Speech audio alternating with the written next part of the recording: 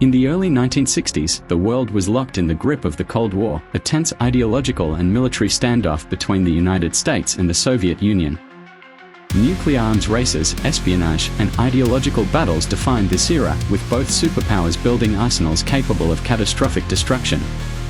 In October 1962, this rivalry would reach its peak during what became known as the Cuban Missile Crisis, a 13-day confrontation that brought humanity to the brink of nuclear war. This crisis would test the resolve, diplomacy, and restraint of both sides, and it remains one of the most intense episodes in Cold War history, showcasing just how close the world came to global catastrophe.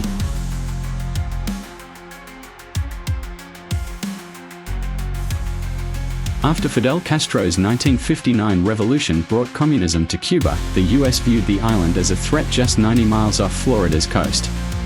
The Bay of Pigs invasion in 1961, an unsuccessful US-backed attempt to overthrow Castro, only heightened tensions.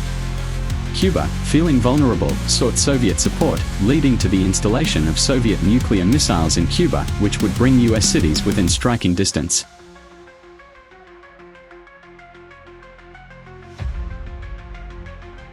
In October 1962, US reconnaissance flights over Cuba captured images of Soviet missile sites under construction. On October 16, President John F. Kennedy and his advisors were informed, launching a period of intense deliberation over the American response. The missile installations represented a clear escalation of Cold War tensions and a direct threat to US security.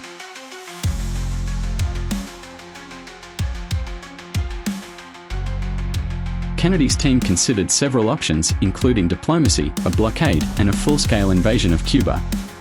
The president ultimately decided on a quarantine, a blockade, to prevent further Soviet military shipments to Cuba, announced on national television on October 22. Kennedy's speech was a global alert and demanded the Soviets remove the missiles. The world watched, fearing a nuclear war was imminent.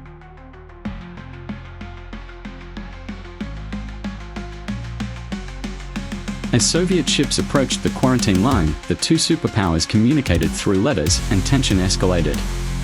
Behind the scenes, Kennedy and Soviet Premier Nikita Khrushchev exchanged letters. Khrushchev initially demanded the US promise not to invade Cuba and remove its missiles from Turkey. The following days saw continued negotiations as both leaders sought a way out of the crisis without losing face or triggering conflict.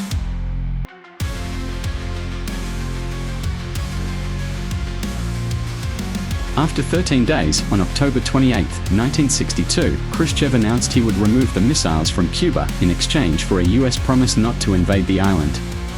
Secretly, the US also agreed to remove its Jupiter missiles from Turkey, which were within striking range of the Soviet Union.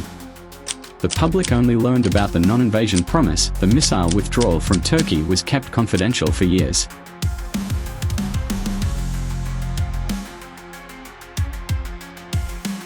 The Cuban Missile Crisis was the closest the world had come to nuclear war. Both sides realized the necessity of improved communication, leading to the establishment of a direct, hotline between Washington and Moscow. The crisis also led to subsequent arms control agreements, such as the Nuclear Test Ban Treaty in 1963, as both superpowers sought to avoid a repeat of such a dangerous confrontation.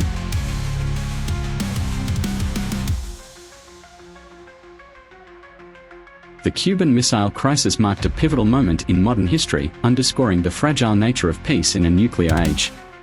It served as a sobering reminder of the dangers of brinkmanship and the value of diplomacy in averting disaster. Though the Cold War would continue for decades, the crisis led to a cautious reevaluation of US-Soviet relations, fostering new channels of communication and arms control initiatives. Today, the lessons of the Cuban Missile Crisis remain relevant, emphasizing the need for dialogue, mutual respect, and careful decision-making in an increasingly interconnected world.